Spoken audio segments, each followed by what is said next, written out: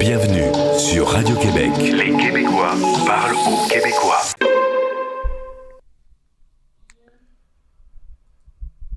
Alors bonsoir, bienvenue dans le Web Journal de Radio-Québec, édition du 30 novembre 2020. On va faire aujourd'hui un récapitulatif de tout ce qui se passe depuis 2 semaines dans cette post-campagne présidentielle. Apparemment, tout ce dont nous avions parlé dans les jours qui ont suivi l'élection au sujet de la fraude électorale se confirme.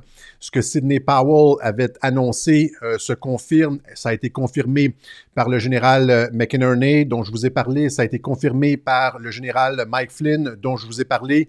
Et il y a toutes sortes de choses qui se passent. Il y a notamment Roger Stones qui a mis en cause Bill Gates dans la fraude électorale. Encore une fois, on vous en avait parlé il y a à peu près 2 semaines avec le logiciel Election Guard. Après les menaces hier soir ou avant-hier soir, je pense, de Rudy Giuliani à l'endroit de Joe Biden qui lui a dit « On a toutes les preuves. Tu ne mérites pas d'être à la Maison-Blanche. Tu vas te retrouver en prison. » Le lendemain, hier, Joe Biden se casse le pied et commence à se promener avec un plâtre orthopédique. Là. On va venir là-dessus un petit peu plus tard sur tout ça, comme d'ailleurs John McCain et Hillary Clinton. On sait que c'est censé être une théorie de la conspiration, sauf que ça arrive à un bien étrange moment pour Joe Biden. Alors voilà, donc... Flynn et McInerney, 2 entrevues béton qui sont tombées dans les derniers jours. On va faire le tour rapidement. Je sais que plusieurs d'entre vous ont déjà entendu les entrevues. J'ai les faits saillants de ces entrevues-là, notamment l'entrevue du général McInerney, dont je vous avais parlé il y a 2 semaines. Je vous montre le clip d'il y a 2 semaines quand je vous parlais de McInerney. McInerney qui était sorti 2 jours avant l'élection en disant... ils vont utiliser les machines Dominion, ils vont utiliser le logiciel Smartmatic, c'est un coup d'État. La fraude ils vont commettre une fraude énorme. Et tout ça montrait que l'armée était au courant de la fraude qui s'en venait. Je vous fais écouter le clip de Radio-Québec d'il y a 2 semaines. Après ça, on va rentrer dans le vif du sujet avec le raid sur les serveurs en Allemagne. Alors, il y a, comme je l'ai dit, Sidney Powell qui a affirmé de façon très, très claire à au moins 2 émissions, à au moins, à 2 moments différents, le fait d'avoir des preuves de cette fraude électorale à travers la manipulation des machines de vote. Il y a aussi le lieutenant général Tom McInerney qui a affirmé la même chose, un audio du lieutenant général Tom McInerney, qui explique aussi le vol de tout ça. Dans une entrevue qui a été donnée, je pense, le 2 novembre, il dit ils vont utiliser ces programmes-là. Ce sont ces programmes-là qui sont utilisés dans plusieurs États. Et ces programmes-là ce sont des programmes de la CIA pour voler des votes. Alors, il avertit, je veux dire, c'est pas n'importe qui, là, vous comprenez? C'est des personnes officielles, là, dans Thomas McInerney. He's a retired United States Air Force Lieutenant General who served in top military position under Secretary of Defense and Vice President of the United States. OK, voilà, donc je vous en avais parlé il y a 2 semaines. On comprend maintenant avec l'entrevue de Mike Flynn que McInerney est un ami de Flynn. Et ce que McInerney dit, entre autres, c'est qu'il y a effectivement eu un raid sur les serveurs de la CIA en Allemagne, qu'il y a eu des morts dans ce raid-là, des forces spéciales sont mortes dans le raid pour aller chercher les informations qui ont trait à la fraude électorale, c'est-à-dire que tout ça était comme piloté par la CIA, je vous l'ai dit. Là, j'ai vu des clips de personnes qui disent Alexis a dit que la CIA avait été démantelée. Non, j'ai pas dit que la CIA avait été démantelée. C'est-à-dire que c'est le coup fatal pour la CIA pour pouvoir obtenir la légitimité pour la démanteler. Et ce qu'on voit, c'est que justement, l'endroit où ils ont fait le raid en Allemagne, ça a été révélé par Wikileaks. Si vous avez suivi un peu, tout le monde parle de Julian Assange, etc., mais on ne va jamais regarder ce que Julian Assange a rendu public. Ce que Julian Assange a rendu public en 2017, c'est le fameux Vault 7. Ça ici, Wikileaks Vault 7. Et qu'est-ce qu'on a dans Vault 7? C'est précisément tous les outils de cyberpiratage de la CIA. La dump, hein, le transfert d'informations de Wikileaks, la révélation de Wikileaks donnait au public accès à tous les outils qui sont utilisés par la CIA pour le cyberpiratage, le vol d'élections, etc. J'ai trouvé un article intéressant sur, ici, Deutsche Welle, Frankfurt used, en fait, ça fait juste parler de ce qu'il y avait dans le Wikileaks Vault 7, révélé par Julian Assange. Donc, Frankfurt used as a remote hacking base for the CIA. Donc, ce qu'il y avait dans Vault 7, c'est justement ça, c'est l'endroit où a eu lieu le raid des forces spéciales américaines, de l'armée américaine. Ils ont raidé, ils ont investi, ils ont fait un raid sur une base secrète de la CIA à Francfort. Et là, qu'est-ce que l'article de Deutsche Welle dit? Donc, WikiLeaks document reveals CIA agents were giving cover identities and diplomatic passport to enter the country. The base was used to develop hacking tools as part of CIA's massive digital arsenal. Donc, la base de Francfort était utilisée pour développer des outils de cyberpiratage à grande échelle par la CIA. On dit WikiLeaks released a trove of CIA documents on Tuesday that it claimed revealed details of its secret hacking arsenal. Hein, the leaks purportedly revealed that top secret CIA unit used in Germany's city of Frankfurt am main as the starting point for numerous hacking attacks on Europe. Donc, la base de Francfort était utilisée comme le point de départ de plusieurs attaques, cyberattaques partout en Europe, en Chine et au Moyen-Orient. WikiLeaks rapporte que les groupes qui travaillaient dans la base de Francfort utilisaient des chevals de Troie et d'autres logiciels malicieux à partir du consulat américain. Les documents révèlent que la CIA, les experts de la CIA travaillaient dans l'édifice sous couverture qui and included advice for life in Germany. Pas juste ça, d'autres trucs qu'on trouve dans Vault 7 de la CIA à propos de cette base de la CIA à Francfort. Tout ça c'est avéré, là. C'est pas un roman d'espionnage, là. C'est révélé par Wikileaks. Wikileaks, encore une fois, je répète ce que je répète souvent, Julian Assange et Wikileaks n'ont encore une fois, à partir d'aujourd'hui, à date d'aujourd'hui, jamais produit un faux document, contrairement aux médias là, qui mentent, qui n'arrêtent pas de vous dire qu'il n'y a pas de preuves, qu'il n'y a pas de preuves. Donald Trump fait des accusations sans preuve, alors qu'il y a des audiences à la télévision à chaque jour où est-ce que les preuves sont déposées. Il y a des sites où est-ce qu'il y a toutes les preuves qui sont cataloguées, homologuées. Et les médias continuent à dire qu'il n'y a pas de preuves. Donc, Wikileaks n'a jamais été pris à défaut. According to Wikileaks, the document revealed that the CIA could remotely activate smart television. Donc, ça indique ce que Julian Assange a déposé comme document, indique que la CIA était capable d'ouvrir les caméras de vos télévisions, évidemment les caméras de vos ordinateurs, un smartphone aussi qui était capable d'utiliser le micro de votre cellulaire, même si le cellulaire était fermé, etc. Donc, et était capable aussi de décrypter toutes les applications cryptées, tu sais, comme WhatsApp, Telegram, Signal, etc., etc. Donc, ils sont capables de rentrer dans tout ça.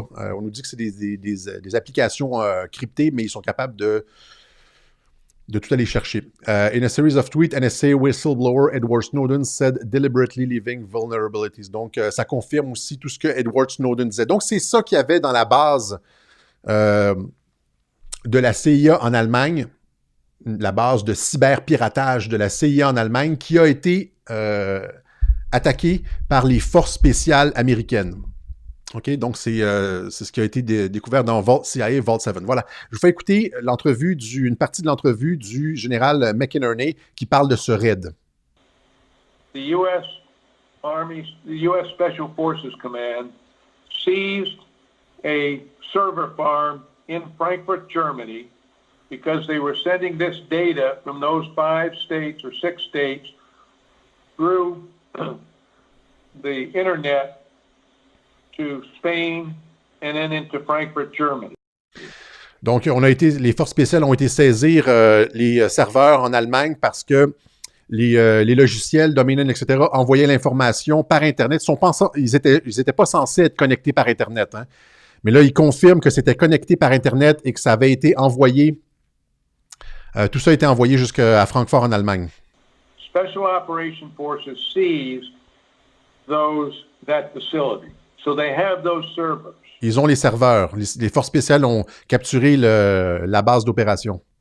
And they know all this data they are providing. Did that go down without Now- incident, by the way? Did that seizure go down without incident? Well, I've heard it didn't go down without incident. I haven't been able to verify it. I want to be careful in that. It's just coming out, but I understand. My initial report is that there were U.S. soldiers killed in that operation. Alors, il dit, selon des rapports préliminaires, il y a des soldats américains qui sont morts lors de ce raid contre la base secrète de la CIA. Et je veux dire, le département de la Défense a annoncé qu'il y avait 5 soldats américains qui étaient morts dans un crash d'hélicoptère en Égypte. Et selon beaucoup de personnes sur Internet, ce serait en fait ceux qui ont participé au raid en Allemagne. Alors, si c'est réellement le cas, si ce sont ceux qui sont morts dans le raid en Allemagne, on les salue. Voilà, alors c'est un peu le thème, je veux dire, le genre d'opération qu'on a vu dans le film Bourne Identity. Je ne sais pas si vous vous rappelez ce film, justement, des bases secrètes de la CIA un peu partout dans le monde avec des serveurs et des trucs comme ça. Et c'est exactement ce que les forces spéciales américaines sont allées chercher. Là, maintenant, ce que ça permet de faire, c'est justement c'est de montrer la trahison de la CIA, parce que la CIA était impliquée là-dedans jusqu'au cou, et permettre le démantèlement graduel de la CIA, parce qu'elle a été... Là, on parle de trahison. La CIA est impliquée dans de la haute trahison. Rappelez-vous, là, le général McInerney nous dit qu'il y a eu du transfert d'informations des machines électorales américaines vers l'Allemagne. Chris Krebs, vous en avez parlé il y a 2 semaines, là, Chris Krebs nous assurait que l'élection avait été sécurisée, qu'il n'y avait pas eu de connexion avec Internet sur les machines. Or, on apprend aujourd'hui, lors des témoignages qui ont lieu en Arizona pour la fraude électorale, un témoin expert vient témoigner et dire qu'il a été témoin de cette connexion-là, Internet, qui laissait les machines ouvertes et vulnérables à la fraude électorale. Je vous fais écouter ce que cette personne a dit aujourd'hui. Il confirme que les machines étaient connectées à Internet et qu'ils ont permis la fraude. When we're talking about, it was Mr. Krebs? Is that correct? Correct. Okay. Donc, on parle de Chris Krebs, celui qui était censé garantir la sécurité électorale. He stated the most secure election in history. He stated we're not connected to the internet. Donc, Chris Krebs a dit que c'était l'élection la plus sécuritaire de l'histoire, que les machines n'étaient pas connectées avec Internet. Stated no votes leave this country. This is all things he's stated publicly. So are you, Donc, il a dit tout ça publiquement. Website, correct. right. So are you willing to say under oath that you have seen the connection to the internet? You have seen it go offshore to Germany, Frankfurt. Are these things that Donc, vous êtes prêt à dire sous serment que vous avez vu la connexion, que vous avez vu les données de la soirée électorale partir jusqu'à Francfort en Allemagne dans cette base de la CIA? you've personally seen and can say that is not true? Our white hat hackers, yes, they have that traffic in the past. Nos spécialistes en informatique du département de la Défense ont cette information, oui. Oui, ils ont le serveur. So why would he make that kind of comment, do you think? Either Alors pourquoi Chris Krebs, qui est un ancien employé de Microsoft et de Bill Gates, hein, pourquoi est-ce que Chris Krebs ferait de tels commentaires? Pourquoi il dirait que ça a été sécurisé? not knowing, believing the myth, or not wanting the truth to be known. Donc, parce qu'il y croyait, parce qu'il ne le savait pas, parce qu'il croyait le mythe qu'il n'y avait pas eu de fraude, parce qu'il n'était pas au courant, ou bien parce que, il le dit à la fin, il ne voulait pas que la vérité sorte. Voilà. Alors, tout ça, le général McInerney, donc tout ça est confirmé par des généraux de l'intelligence militaire. Ça a été confirmé par Mike Flynn, le général McInerney. C'est confirmé en audience. Ça a été mis de l'avant par Sidney Powell. Je vous montre ici... où est-ce que j'ai mis ça? Justement, cette affirmation... là, on parle de Chris Krebs, qui travaillait pour Microsoft. Je vous en avais parlé aussi de Chris Krebs et de cette... qui était censé garantir la sécurité de l'élection, là. Et je me rappelais pas son nom. Et bien là, je vous avais parlé d'Election Guard. J'avais fait la connexion Chris Krebs, Microsoft, Election Guard. Et bien là, il y a Roger Stone qui vient d'impliquer Election Guard et Bill Gates dans la fraude électorale. Je vous fais en premier écouter ce que je disais sur Chris Krebs et Election Guard. C'est un petit segment. Il travaillait pour Microsoft. Et Microsoft qui travaillait aussi avec Dominion, Voting Machines, Voting System et Smartmatics pour garantir la sécurité du vote. Hein. Microsoft de Bill Gates qui se lançait dans la protection du vote. What is Election Guard? Alors, vous voyez les connexions. Ce que Trump a fait, c'est qu'il a laissé en place ces gens-là. Et l'opération, parce que si l'objectif, c'était de faire en sorte que les démocrates fraudent pour pouvoir montrer au public la fraude, discréditer le Parti démocrate et instaurer un système d'identité de l'électeur pour les élections à venir afin de sécuriser les élections pour les décennies à venir. Vous comprenez? Voilà. Donc, là, ici, c'est ça. Donc, Election Guard, Microsoft, la connexion, c'est maintenant Roger Stone qui l'a fait. Roger Stone, c'est un ami du président. Il a été accusé par l'enquête Mueller, comme beaucoup de personnes. Il a été impliqué dans des communications avec Wikileaks lors de la présidentielle de 2016. Finalement, Trump lui a donné un pardon parce que c'était des accusations, comme Général Flynn, des accusations abusives de la part de Robert Mueller, qui n'était pas en lien avec l'enquête. Alors, ici, je vais écouter le clip de Roger Stone où est-ce qu'il met en cause nul autre que Dr. Doom, Bill Gates. Roger Stone. All of the controversy regarding Dominion voting systems is but the tip of the iceberg. Here's the real villain. Donc, toutes ces histoires de machines de vote Dominion, ce n'est que la pointe de l'iceberg. Voici le fond des choses. Other than Bill Gates and Microsoft. You see, Microsoft designed a software called Election Guard that's being used by Dominion as well. Alors, Microsoft a créé un logiciel qui s'appelle Election Guard, qui est utilisé par notamment Dominion. As election services, Hart Intercivic, Clean Ballot, Election Systems and Hardware, B-Pro, and Smartmatic. In other words, 100% of the voting machines and voting systems in this country are using the same software that Dominion has been caught using to switch votes. Donc, il dit que 100% des machines de vote aux États-Unis utilisent le même logiciel qui a été utilisé par Dominion pour switcher des votes, pour faire flipper des votes. The denial by the mainstream media that there's any evidence whatsoever is ludicrous. The evidence is overwhelming and compelling. Whether Sidney Powell, a fine attorney who isn't given to making claims she can't back up in court, can bring a case without the cooperation of the Central Intelligence Agency and the FBI to come clean remains to be seen. Voilà. Donc, Roger Stone qui met en cause Bill Gates, qu'on voit ici avec le président de Smartmatics, Antonio Mujica, je ne sais pas trop c'est quoi son nom, le président de Smartmatics, hein, il s'intéressait... Pourquoi Bill Gates s'intéresse? Il s'intéresse à tout, hein, je veux dire, aux vaccins, à la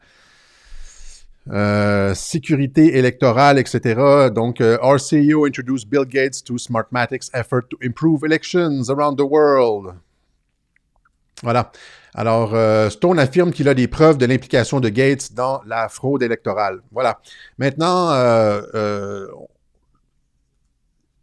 un mot rapide sur l'entrevue que Mike Flynn, l'entrevue historique, on pourrait dire, que Mike Flynn a donnée, la première entrevue après avoir reçu son pardon. Donc, il dit dans l'entrevue, je vais vous faire écouter C'est à peu près 50 minutes d'entrevue. J'en ai sélectionné à peu près 1 minute. Donc, il dit, je vous résume l'ensemble de l'entrevue, il dit qu'il n'en revient pas de la couverture médiatique et du niveau de censure actuellement aux États-Unis. Il dit que c'est une menace au premier amendement, hein, la liberté d'expression et de rassemblement. Donc, c'est un problème constitutionnel. Il dit que c'est un coup d'État pour tenter de démettre le président Trump de ses fonctions. En commençant, là, il dit, ça fait longtemps qu'ils sont à l'œuvre. Ils ont commencé avec la collusion avec la Russie il y a 4 ans. Et là, il continue avec cette histoire, avec la tentative de coup d'État contre le président en fraudant massivement, je veux dire, avec les médias sociaux, les machines de vote Dominion, etc. Une autre tentative de le sortir de là parce que Trump dérange, il va faire le nettoyage, il va assainir le marais. Il dit que le président peut gagner de façon non équivoque sans une tonne de procédures judiciaires et qu'il va gagner la Pennsylvanie, l'Arizona, la Georgie, le Nevada, le Michigan et probablement le Wisconsin aussi. Il dit que les machines de vote Dominion et le logiciel Smartmatic qui viennent de pays étrangers, dont le Venezuela, le Canada, etc., et qui sont contrôlés depuis l'étranger, constituent une menace à la sécurité nationale des États-Unis. Et il affirme finalement, il confirme ce que tous les avocats de Donald Trump, incluant Lin Wood et aussi Sidney Powell, etc., ont dit, c'est-à-dire qu'on m'a demandé aujourd'hui sur une échelle de 1 à 10 quelles sont les chances du président Trump de remporter l'élection et j'ai dit 10. Il est certain que Trump va remporter l'élection parce que la preuve est accablante. Ce sera Donald Trump. Donc, je n'ai aucun doute sur ce fait. Il dit il a gagné l'élection haut la main dans un raz-de-marée, probablement entre 350 et 400 votes du collège électoral. Je vous fais écouter la section de Mike Flynn. And it's all, to me, it's all positive. I was asked today on a scale of 1 to 10 who will be the next president, and I said 10, it'll be Donald Trump. It'll be President Trump. There's no doubt in my mind. There's no doubt in my mind that he won this election hands down in a landslide, probably somewhere between 350 and 400 electoral college votes. The electronic vote did not achieve the result that they needed on the 3rd of November, on Tuesday, the 3rd of November. The electronic vote did not achieve. The system was not, the systems were not set up in a way to get the vote count to where it needed to be. Donc, il confirme ce que j'ai déjà expliqué dans un autre web journal, c'est-à-dire que le système, c'est confirmé par plein de personnes maintenant, c'est-à-dire que quand ils ont arrangé le système Smartmatic, ils ne s'attendaient pas à avoir un vote de Trump aussi fort. Et le vote de Trump est sorti tellement fort qu'il a fait crasher l'algorithme de Smartmatic, de sorte qu'ils ont dû arrêter le décompte dans 5 États clés pour pouvoir aller remplir manuellement là, les machines, réajuster l'algorithme. Et c'est là qu'on a vu à la télévision des chiffres pour Trump qui disparaissaient. On faisait tomber le nombre de votes pour Trump tombait, le nombre de votes pour Biden augmentait d'un coup sec. C'est ça qui s'est passé là. Ils ont fait crasher l'algorithme. La machine n'a pas été conçue pour absorber, corriger un raz-de-marée comme celui-là. At the same time, kind of hiding how they were doing it, mixing numbers and such and doing it. They realized, okay, we have to stop. We have to shut down. Unheard of, unprecedented. And then Vice President Biden goes to bed. Voilà. Alors, donc, encore une fois, le chiffre d'à peu près 400 votes du collège électoral est confirmé par Mike Flynn. Donc, c'est des avocats, c'est des généraux qui confirment tout ça. Ils ont la preuve, ils ont les serveurs, ils ont la preuve aussi que les machines étaient ouvertes, qu'il y avait une connexion entre les États-Unis, le Continental United States et les serveurs en Allemagne. Ils ont toutes les preuves électroniques de tout ça. Et c'est la raison pour laquelle ils sont certains que Trump sera réélu. Trump était au courant, tu sais, on se demandait pourquoi il jouait au golf le matin. On voit souvent les journalistes insignifiants dire, comme Frédéric Arnould, Trump joue au golf. Ben oui, c'est parce qu'il n'y a pas, comme Sidney Powell l'a dit, il n'y a pas à rien faire. C'est l'intelligence militaire qui fait tout. Il a relâché le Kraken, a dit Sidney Powell. Et là, qu'est-ce que le Kraken? On sait maintenant, c'est encore une fois, c'est le général McInerney qui a expliqué qu'est-ce que le Kraken. Je vous le montre ici, McInerney Kraken. C'est une unité, un bataillon de l'intelligence militaire américaine spécialisé dans les opérations de fraude électronique. Special Operations Forces seized that facility. So they have those servers. And they know all this data they are provided. Did that go down without Now- incident, by the way? Did that seizure go down without incident? And so that's the very worrisome thing. Did that occur because of what the U.S. Army, the U.S. Special Forces Command seized a... Je pense que j'ai mal coupé l'extrait, mais en tout cas, dans la même entrevue, McInerney dit, il dit c'est quoi le Kraken? C'est le 305e bataillon d'intelligence militaire qui est basé à Fort Huachuca. Fort Huachuca, en Arizona, est un endroit justement où Mike Flynn a été stationné, a été positionné pendant quelques années. Donc, et qu'est-ce que c'est finalement le 305e bataillon d'intelligence militaire? Ben, c'est le pendant militaire de la base de Francfort en Allemagne. C'est-à-dire qu'en Allemagne, tu as la base de la CIA qui est spécialisée dans les opérations de piratage, de cyberpiratage. Et aux États-Unis, tu as l'intelligence militaire qui est le contrepoids de ça. Et c'est le 305e bataillon d'intelligence militaire qui a pris la CIA la main dans le sac. Et ils ont les serveurs et ils ont toutes les preuves. Voilà.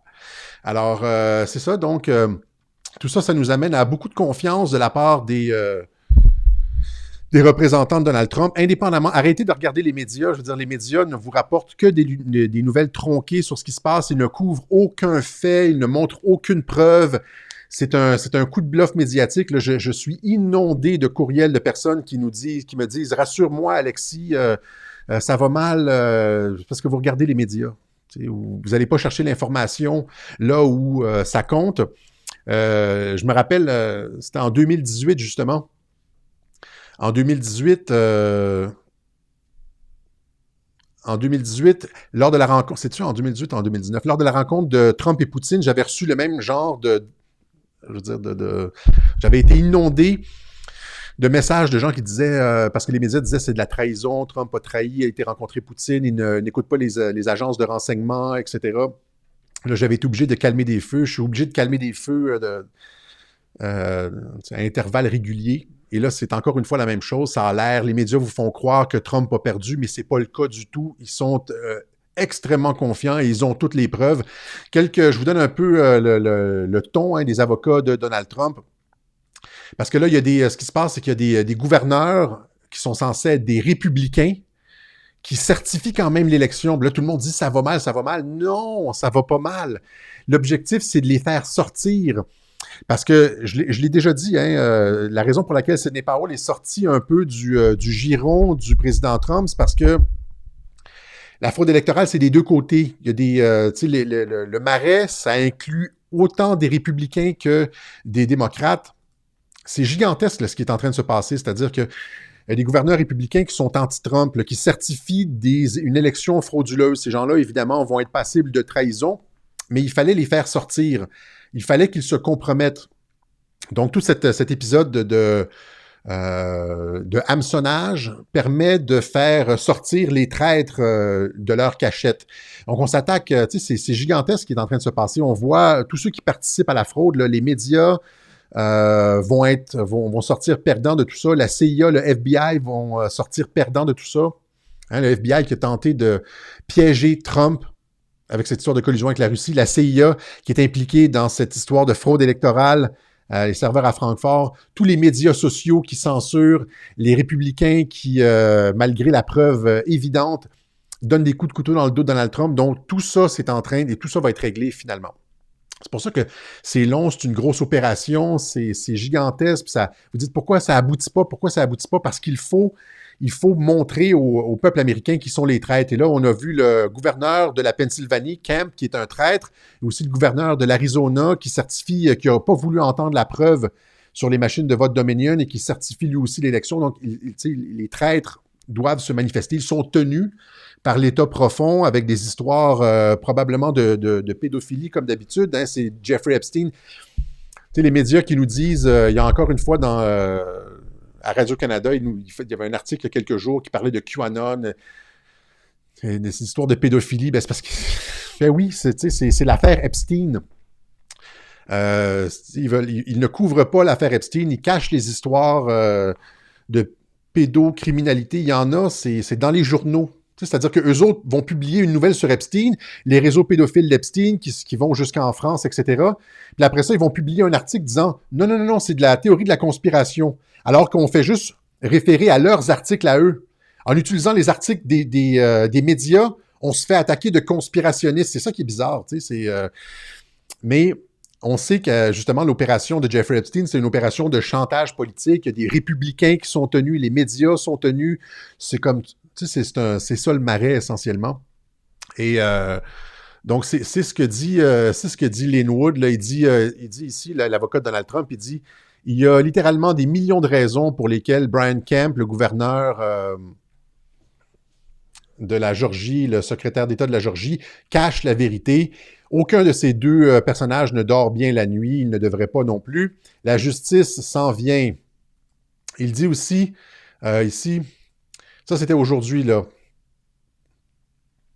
Est-ce que quelqu'un a entendu ou a obtenu des informations supplémentaires au sujet du juge, du John Roberts, qui a été identifié dans l'avion de Jeffrey Epstein?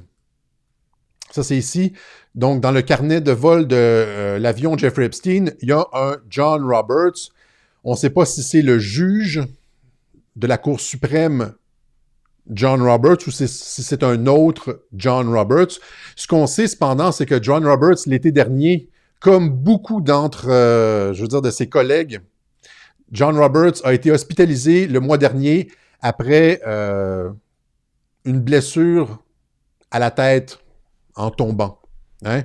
On le voit ici avec son œil au beurre noir. Hein? Et là, on nous apprend, le Daily Mail nous apprend que il y a cette conspiration, cette théorie de la conspiration bizarre qui prétend que plusieurs célébrités, des artistes, incluant le pape et des membres de la famille royale britannique, ont été, frappés sur l'œil gauche et que c'est un code secret Illuminati. C'est juste qu'il y en a effectivement beaucoup. Indépendamment de si c'est vrai ou non, là, je veux dire, il y en a énormément qui sont arrivés. Là, c'est John Roberts, le juge de la Cour suprême, qui vote toujours, même si c'est un républicain, c'est censé être un conservateur, un républicain, qui vote toujours contre, les intérêts de Donald Trump. Il y a ici Harry Reid, lui aussi une créature du Marais. C'est drôle, c'est toutes des créatures du Marais. Tulsi Gabbard, par exemple, du Parti démocrate, elle n'a pas l'œil au beurre noir. Mais toutes les créatures du Marais, les mondialistes les plus finis, se retrouvent avec un œil au beurre noir du côté gauche, donc George Bush, le pape, hein, le prince Philippe. Il y a littéralement des dizaines, potentiellement même des centaines, des artistes, etc., qui se retrouvent avec cet œil au beurre noir. Je veux dire, quelles sont les chances? C'est quoi statistiquement parlant la possibilité que autant de politiciens ou d'artistes se retrouvent avec une blessure comme ça? Donc, c'est intéressant. Donc, c'est ça, il dit, ça, c'était aujourd'hui. C'est Lin Wood, l'avocat de Donald Trump, qui disait aujourd'hui, c'est une menace, en fait. Vous comprenez? C'est-à-dire, est-ce qu'on a plus d'informations sur le John Roberts qui s'est trouvé dans l'avion de Jeffrey Epstein? C'est dans le genre, John Roberts, on sait que tu y es allé. Fais attention à ce que tu dis. Ici, il y a aussi un autre truc. Ici, on dit... Donc, il confirmait, donc, ici, ce dont je vous ai parlé, c'est-à-dire que il répondait à un tweet qui disait les machines Dominion et le logiciel Smartmatics étaient connectés à l'Internet toute la nuit de l'élection, c'est-à-dire de novembre 3 à novembre 4. Ceci est de la trahison.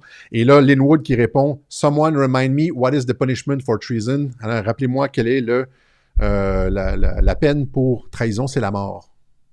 Alors, des gens qui... tu sais, c'est genre, vous seriez mieux de commencer à parler parce que la peine pour ce que vous avez fait, c'est, je veux dire, la sentence pour ce que vous avez fait, c'est la peine de mort. OK? Alors, ça joue très dur aux États-Unis. Il y a des gens qui cachent des choses et qui doivent savoir que s'ils continuent à cacher des choses comme ça, c'est la peine de mort. Hein? C'est haute trahison. D'autant plus qu'ils ont toutes les preuves. Et là, il y a Rudy Giuliani qui est sorti encore une fois, avant-hier soir, pour dire à Joe Biden, attention, mon gars, tu t'en vas pas à la Maison-Blanche. tu t'en vas en prison. Et il faisait, en ce sens, écho à ce que Sidney Powell avait dit. Je n'ai pas trouvé le tweet de Sidney Powell qui disait « Joe Biden ferait mieux de concéder la victoire à Trump immédiatement parce que s'il continue, il va se retrouver en prison pour complicité de trahison. » là. Parce qu'ils ont toutes les preuves. Et Joe Biden semble avoir compris. Là. On y arrive. Donc, je vous fais écouter le clip de Giuliani. Il va avec des mots très durs. C'est une menace directement à Joe Biden. Il dit, on a toutes les informations sur toi. T'es mieux de concéder parce que tu t'en vas en prison. Proof? New York Times? You want proof? Twitter? You want proof? Facebook?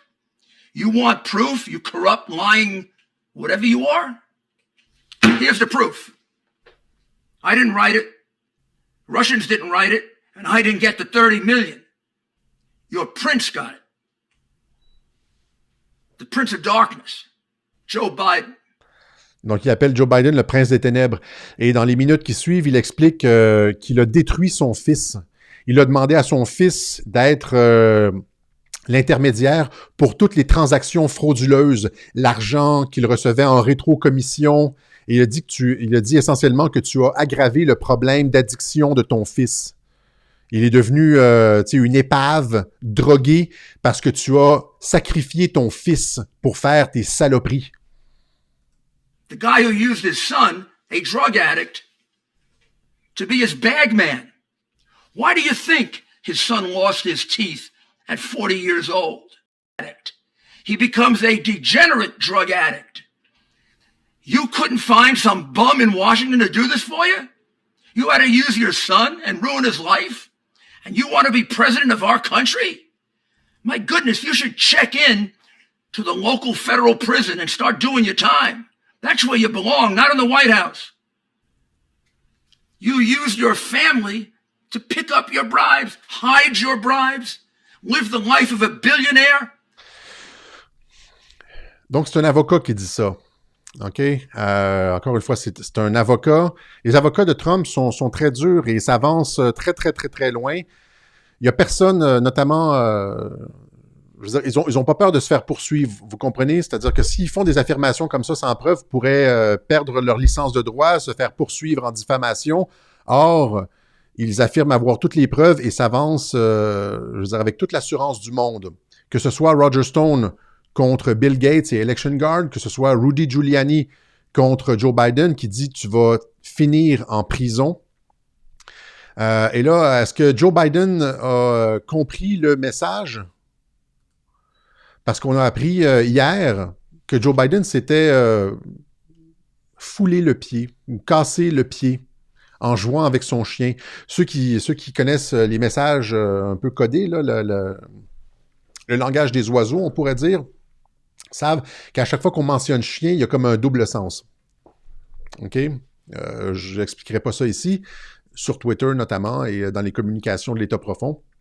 Donc, quelles sont les chances là, que Joe Biden se casse le pied et qu'ils doivent dorénavant porter... ça, c'est un plâtre orthopédique, là, un plâtre médical, comme Chelsea Clinton, comme John McCain et Hillary Clinton, comme la représentante démocrate Spire. Voilà. Quelles sont les chances que cela se produise? Vous comprenez? Est-ce que c'est une façon de... Il y a beaucoup de personnes qui disent que c'est une façon de... C'est comme ce qu'on appelle un ankle monitor. Donc, Est-ce que Joe Biden est sur le bord de concéder et qu'il est sur le point de se faire accuser par le ministère de la Justice, dont on nous dit qu'il n'opère pas? Trump, dimanche dernier, à Maria Bartiromo, Sunday Futures, disait « Où est le département de la justice? Où est le FBI? Ils ne font rien avec la fraude. » Et vous savez qu'est-ce qui se passe? À chaque fois que Trump dit ça, à chaque fois que Trump dit « Jeff Sessions ne fait rien. Comment ça se fait que le ministère de la Justice ne fait rien? » Mais on sait qu'il y a des trucs qui se passent en coulisses, justement. Tu sais, c'est comme Sun Tzu, là, c'est regarder cette main ici pendant qu'ils opèrent en coulisses. Alors que Trump se plaignait de Jeff Sessions, il avait ouvert comme plein d'enquêtes secrètes, dont l'enquête Durham. Donc, il faisait le travail de Donald Trump, mais Trump se plaignait de lui. Alors là, Trump qui se plaint du FBI et du département de la justice, c'est probablement parce qu'ils sont très actifs en coulisses. D'où peut-être cette... je ne sais pas comment l'appeler, là.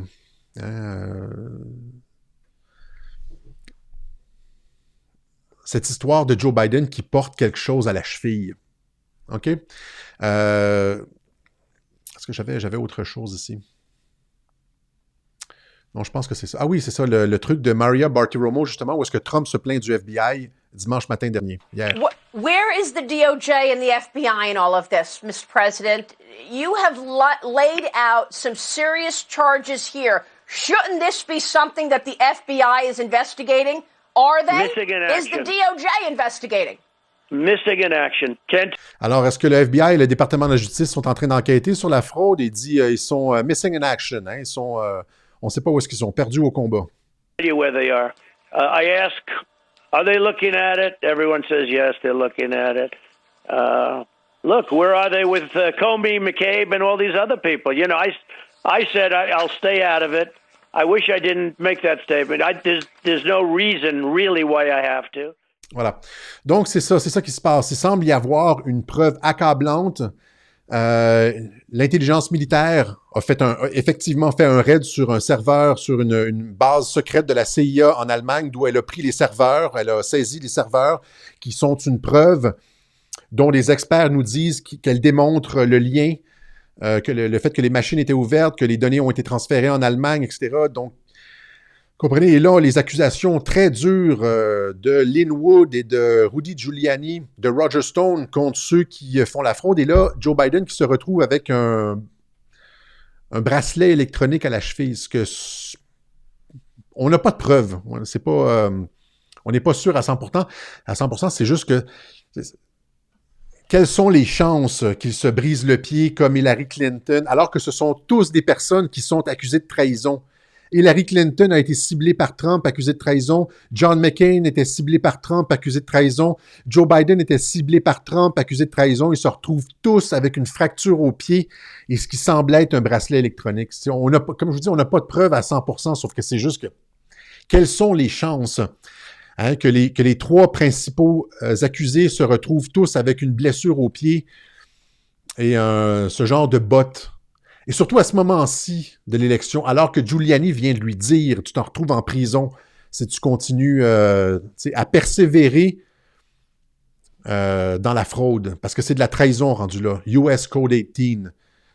OK, trahison, et ça encourt la peine de mort. Alors, si c'est réellement le cas, on va le savoir. On ne le sait pas, on va le savoir. C'est-à-dire que très rapidement, Joe Biden devrait concéder. Devrait concéder la victoire de lui-même. Parce que les preuves sont accablantes. Voilà. Alors, voilà, ça complète ce que j'ai pour vous aujourd'hui. Est-ce que j'avais autre chose? Non, je pense que c'est tout. Voilà. Alors, on va remercier ceux qui ont fait une contribution au Web Journal de Radio-Québec. Merci à tous ceux qui nous permettent de passer du temps en recherche et à produire de l'information de qualité pour tout le monde francophone. Il y a des gens qui nous appuient d'Europe, du Canada, d'un petit peu partout dans le monde. Merci, merci beaucoup. C'est important parce qu'à ce moment-ci, les médias ne font absolument plus leur travail et on est à la croisée des chemins puisqu'on n'a jamais vu autant de censure dans l'histoire moderne. Il n'y a jamais eu dans l'histoire moderne autant de censure qu'on en voit depuis quelques mois. Et il reste des petits comment je pourrais dire, des petites étincelles de lumière qui transmettent de l'information et vous permettez ça. Donc, merci beaucoup à tous ceux qui nous font des contributions. Donc, si vous voulez faire une contribution au Web Journal de Radio-Québec, Alexis Cossette-Trudel, casier postal 32017, Saint-André, Montréal, Québec, H2L 4Y5. Le site radioquebec.tv s'en vient. Il y a un développeur web qui est en train de le mettre sur pied grâce à vos dons. Merci beaucoup. Sur PayPal, paypal.me/Alexis Cossette. Sur Interact, Alexis à radioquebec.ca avec la réponse à la question de sécurité. Alexis. Donc, je dois répondre Alexis à la question de sécurité. Sur Odyssée, vous pouvez nous suivre sur Odyssée.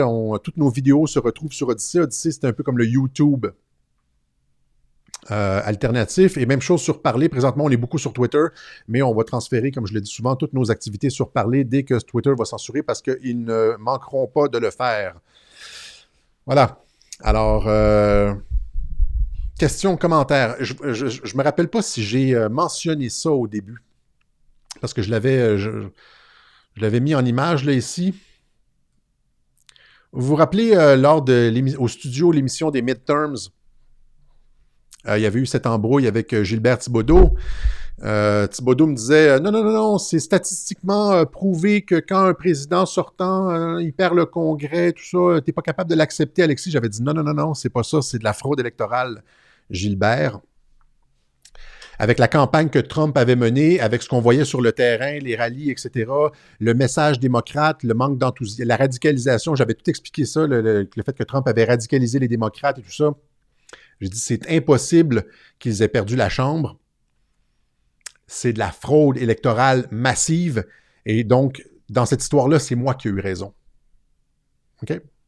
Juste le dire. Et même chose avec Michelle Obama. Je sais que là, j'ai raison 2 ans, je veux dire, a posteriori. Mais c'est la même chose avec Michelle Obama. On va savoir dans quelques années que j'avais raison, qu'elle allait se présenter. Parce que la raison pour laquelle la fraude de Biden est apparente, ben, il y a tous les trucs de serveurs et tout ça, là.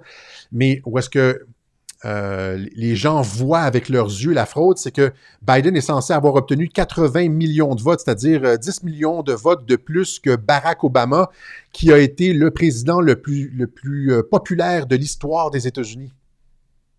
Il soulevait les foules, toutes les couleurs, tous les Américains voulaient Obama. C'était la folie furieuse. Vous savez qu'est-ce qui dégage Obama et puis comment les gens autour de vous sont enthousiasmés quand on parle d'Obama. Ben, Biden aurait fait 10 millions de votes de plus. Et donc, ça colle pas. La fraude, ils ont dû frauder massivement. Ça aurait collé, par exemple, avec Michelle Obama, qui s'est préparée pendant 1 an pour l'élection. Elle s'est préparée pendant l'année post-électorale, elle a été là. Je suis, encore une fois, persuadé que le plan, c'était Michelle. Et qu'ils ont été pognés avec Biden et que une des raisons pour lesquelles la fraude est apparente, ils se sont fait prendre la main dans le sac, c'est parce que les gens réalisent que Biden n'a pas pu faire 10 millions de votes de plus qu'Obama. Et donc, Biden ne pouvait pas être le premier choix. Il fallait vraiment quelqu'un de très fort pour battre Trump. Il fallait quelqu'un qui dégageait qui générait plus d'enthousiasme que Trump. Et la seule personne qui aurait pu générer plus d'enthousiasme que Trump, ou en tout cas ébranler un peu le temple, c'est Michelle Obama, certainement pas Biden. Et donc, je suis certain qu'elle a toujours été le candidat numéro 1, que Biden a toujours été le candidat remplaçable, qui finalement n'a pas été remplacé pour une raison ou une autre, par une action du président Trump, un facteur X à la fin de... Voilà, donc c'est ça. Question, commentaire.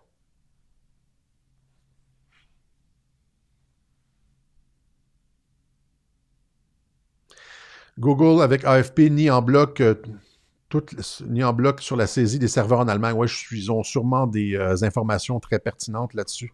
Vous l'avez de la part, je veux dire, des généraux de l'armée américaine. McInerney, c'est NORAD, c'est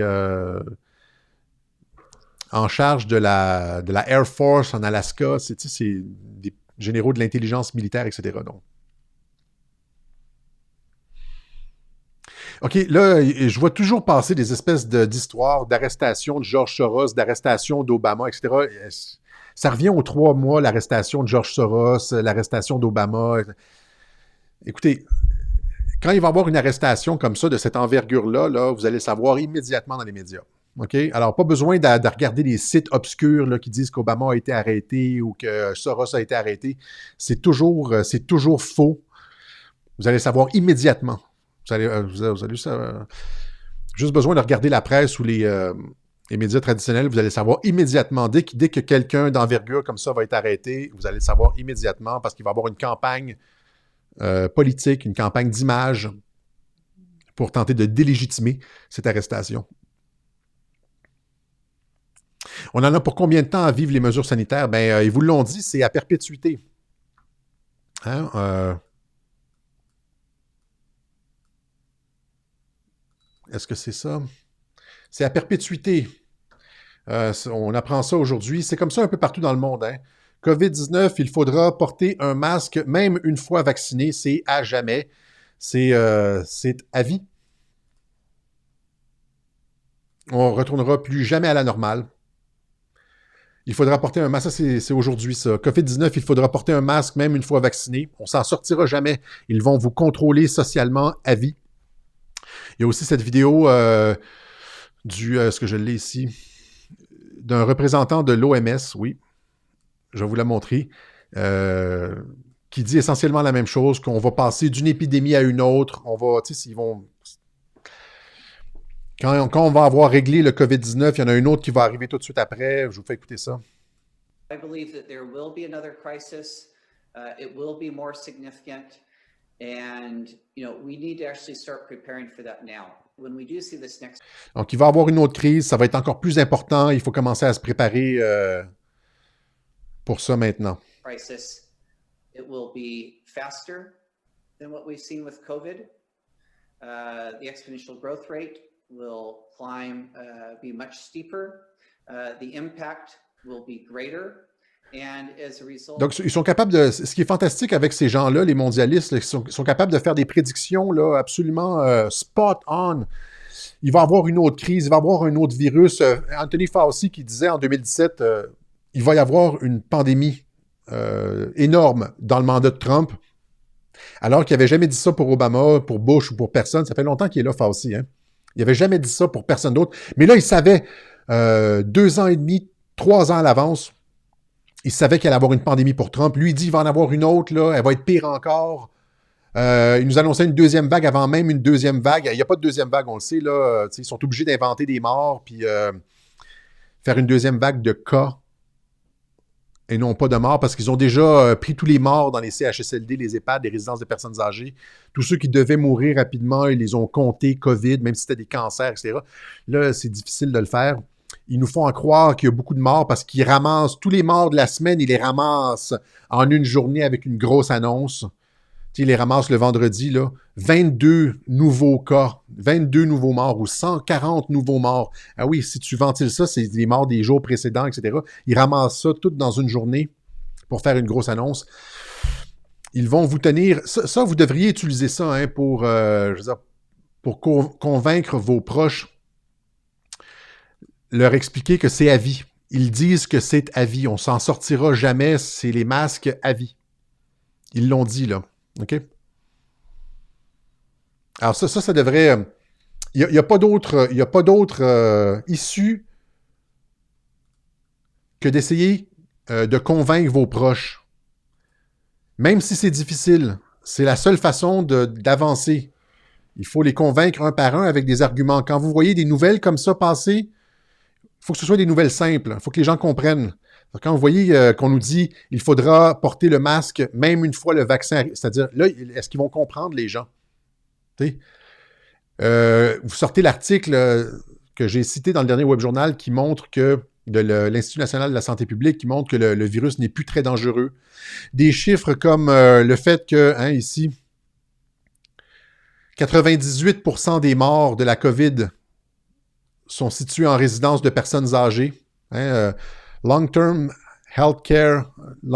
care home deaths, 10 781 au Canada, puis le total des morts, c'est 10 953. Donc, pratiquement tout le monde qui meurt. Il n'y a pratiquement personne qui meurt du COVID à l'extérieur des résidences de personnes âgées. Et même, la raison pour laquelle il y a une surmortalité COVID dans les résidences de personnes âgées, c'est parce qu'ils peuvent foutre tout le monde dans COVID, même des cancers, etc. C'est là que les gens meurent. Ça fait des années qu'on appelle ça des mouroirs. Les gens meurent là. C'est pas nécessairement parce que le COVID est plus virulent que la grippe pour les personnes âgées. C'est pas ça. C'est juste que là, ils ont un bassin de personnes qui meurent, qui peuvent déclarer COVID en les testant en dernière minute avec des tests bidons. C'est juste ça. Le COVID est probablement même pas plus dangereux que la grippe pour les personnes âgées. C'est juste qu'ils peuvent en déclarer plus. Voilà, autre chose.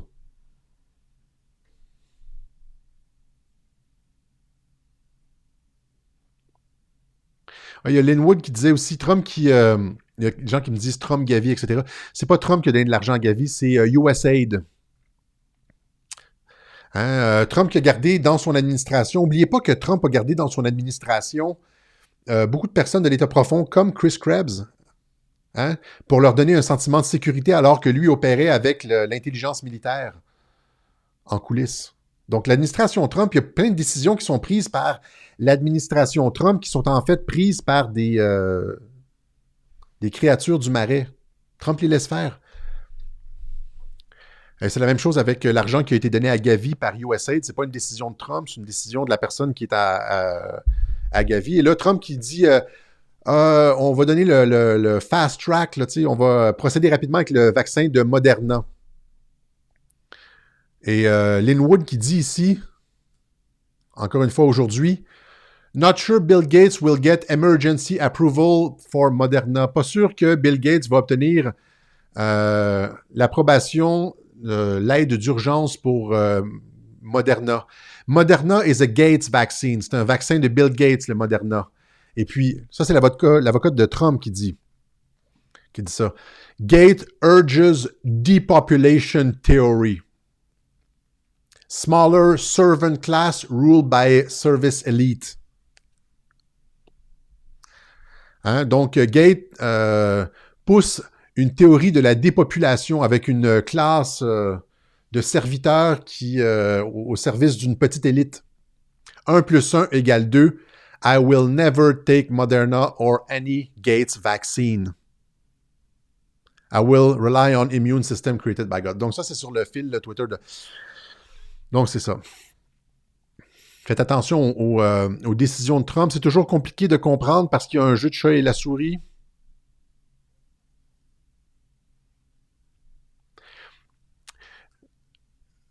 Vous comprenez que le fait qu'Internet ait été, que les machines de Dominion, Smartmatics aient été connectées par Internet, ce qu'on nous avait assuré qu'il n'était pas le cas, hein, parce que sinon c'est de la fraude, là. Le fait qu'elles aient été connectées à Internet et que les informations aient été transférées en Allemagne vient d'être confirmé aujourd'hui par un expert dans les audiences en Arizona. Je vous l'ai montré le clip. OK? Donc, c'est juste la confirmation de partout.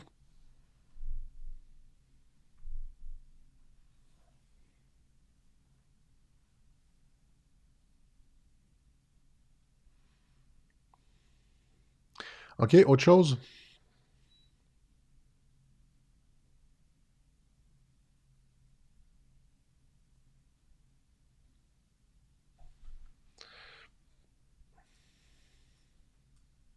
OK, on va se laisser là-dessus. On va se donner rendez-vous à un autre moment donné pour un autre web journal de Radio-Québec. Merci encore une fois à tous ceux qui ont fait des contributions. Ça nous permet de continuer à opérer. Si vous pensez que nos informations sont pertinentes, continuez à nous appuyer. C'est l'avenir de l'information, le socio-financement. Si vous n'aimez pas ce que vous entendez à Radio-Québec, vous n'êtes pas obligé de donner. Si c'est utile, si vous pensez qu'on rend service à la collectivité, n'hésitez pas à nous appuyer. Merci beaucoup donc à ceux qui ont fait des contributions et on se donne rendez-vous un petit peu plus tard dans la semaine, peut-être la fin de semaine prochaine, pour une autre édition du Web Journal de Radio-Québec. Salut tout le monde!